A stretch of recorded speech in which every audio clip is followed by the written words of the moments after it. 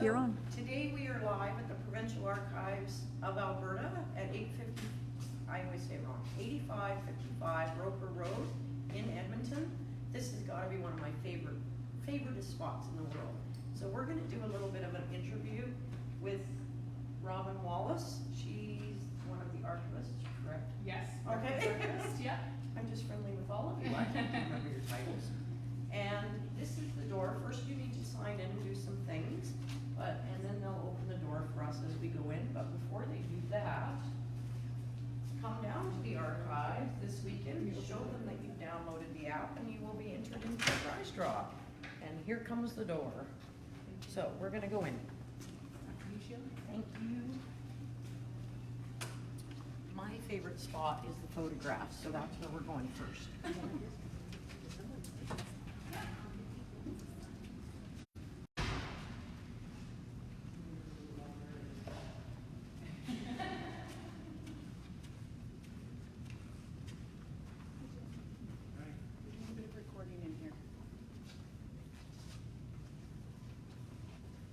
So I'm going to ask my sister, who's running my camera, to come over here and stand beside me, maybe in this corner, and I want you to show you cabinets. Now the cool thing about all of these is, may I pull one out? Absolutely. Okay. I'll just start with the first one so we know exactly where it went.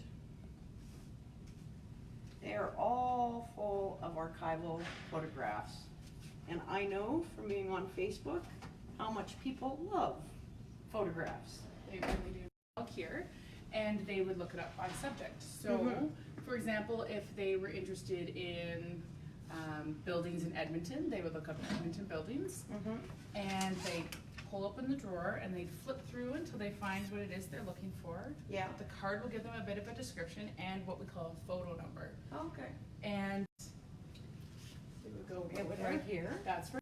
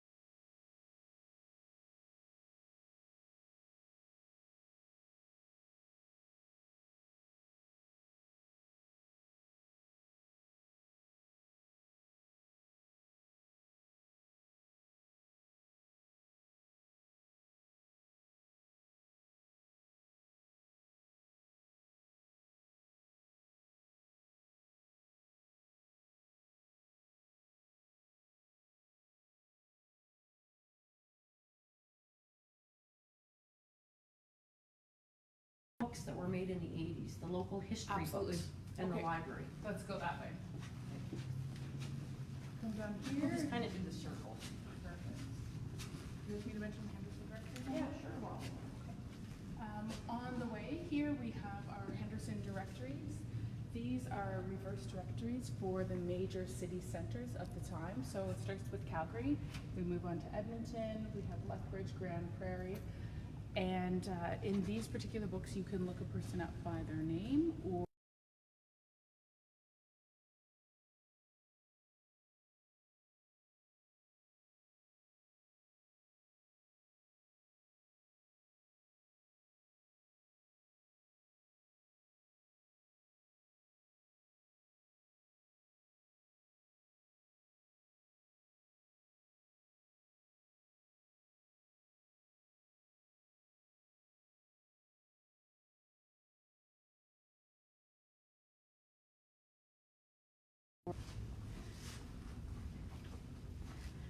okay, mine. Somebody actually phoned me this morning and said, can I still get a copy of The Echoes Along the Athabasca? This is my local history book around Smith Chisholm area. It's no longer, there are no copies available unless you can get a used one. and I need to rebind mine, I've lost it's starting to go, right? Mm-hmm. But this pretty well covers, I don't know, do you have them all? We don't have all of them. We have about 1,100. Oh my. And which represent across the province. Mm-hmm. And as you say, a lot of them are out of print. They often they would do short print runs, so about 500 books at a time. And Yeah.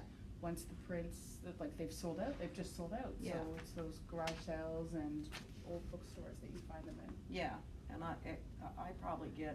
I would average at least 15 calls a year looking for that book.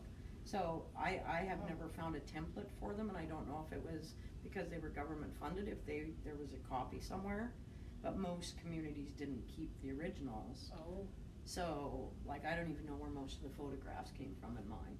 So it's kind of an unfortunate thing, but hey, as we go along with History Check, maybe we can grab more of that information, and then we know. Yes.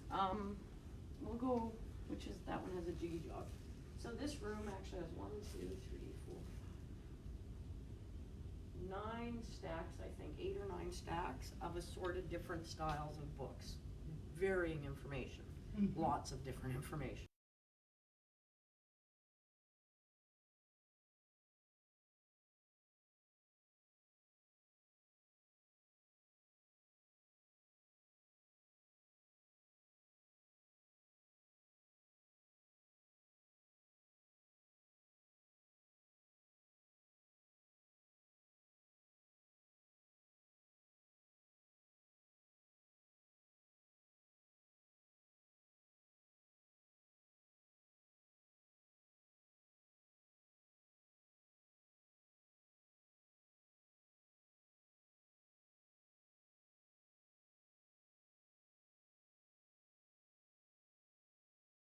The Anglican Church, the Evangelical Lutheran, the Lutheran, and the Oblates, which are an order of the Catholic Church. We hold quite a fair number of these types of records, and they are, as I said, very heavily used. I have a research question. Yes. On the divorce records in here, do they also carry separation records? Not as far as I know. I've never Okay. seen a separation record, just a divorce record, All because right. it would be unless it was included within that divorce court file. Okay. I have a clue that I'm following, so. Oh, anyway, okay. come on.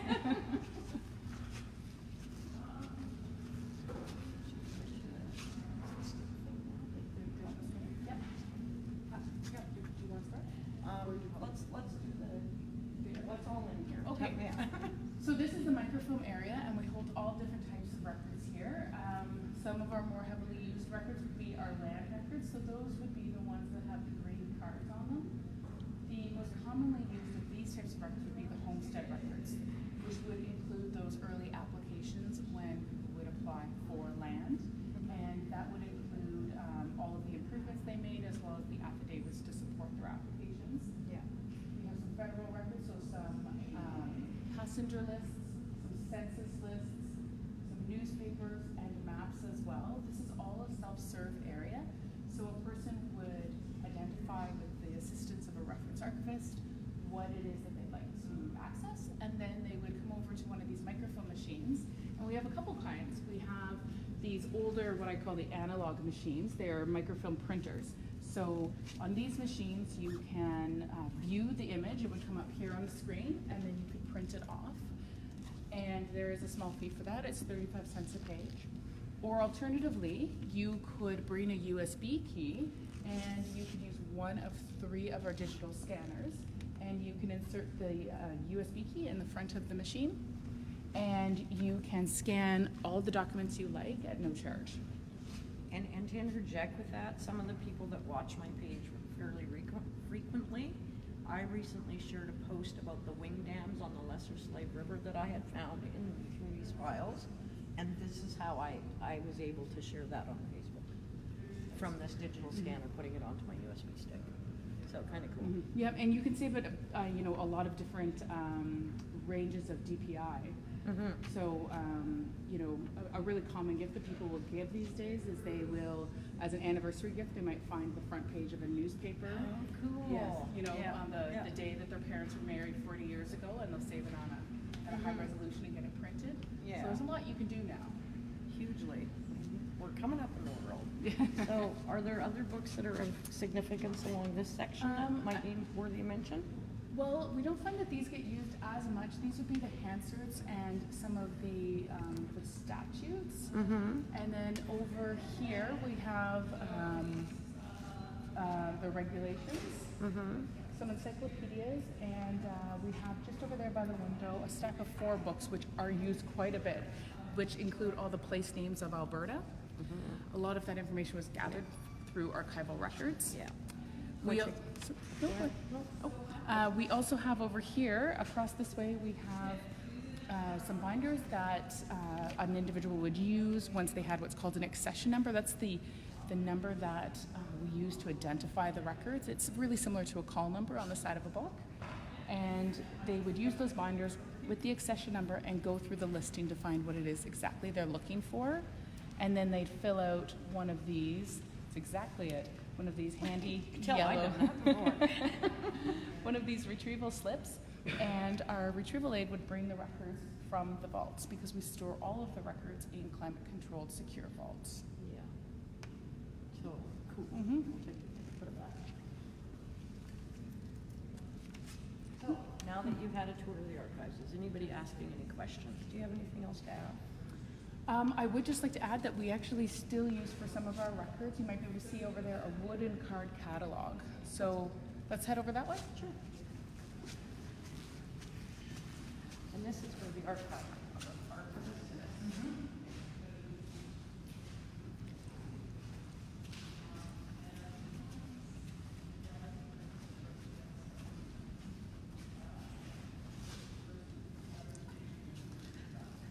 So we do use a card catalog system. We have not added to this in about 20 years. So the last time we added to it, I believe, was 1997. However, having said that, it is still a very useful resource, especially when you're looking up government records. You can search by subject, which we can't always do when we're searching for archival records. And it would indicate the accession number and item number, and then we would fill out one of those yellow slips we were just talking about. Yeah. So these are very valuable, and then we just have one more I'd just like to mention, which is for criminal court case files, coroner files. These can be really helpful when you're doing some genealogical research. Yes. And JP files. are And over JP there. files, yes, justice Yeah, of the peace just files. as a piece. Those are like fascinating for community histories because you Yes. see kind of what's going on. I got all sorts of stories coming up out of JP files. I'm sure you do. So, anyways, come down to the archives, check it out. If you want your own little tour, they're more than happy to help you. Very, very helpful staff, as I said in the last interview. Not at all what I was expecting. I was expecting this like kind of thing. Didn't happen, as you can see what we're doing here today. So this is your world of discovery. Come discover it. And enter the Show Me the Apps special draw. Bye.